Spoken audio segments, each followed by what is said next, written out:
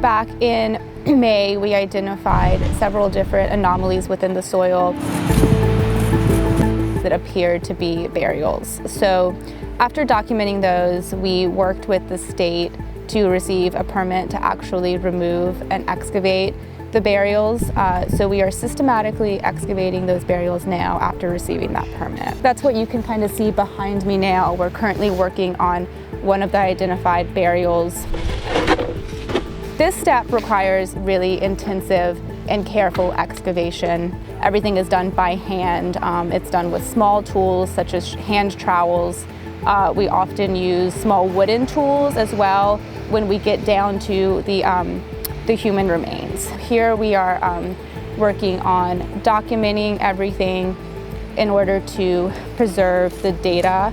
As we excavate, we take really extensive notes, we take really extensive mapping and photography so that we do have all that information recorded so that it is preserved when we do move forward with removal of the human remains. We are finding as we excavate up to 40 coffin nails in each burial, which is pretty interesting. Those have stayed pretty well intact, although are very corroded. We're finding a little bit of coffin wood, which usually outlines the shape of the coffin.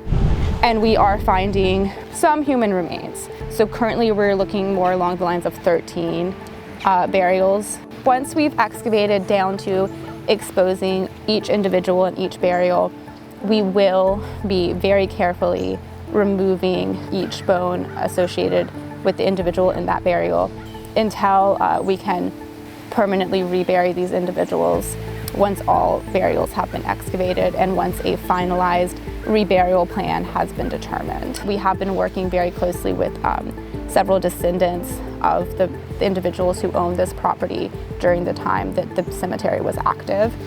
We are currently working with these individuals to come up with a burial relocation plan that will allow us to ensure that the descendant community has a say and has a voice in how these individuals are reburied and where they are reburied. So that is kind of going to be the next step.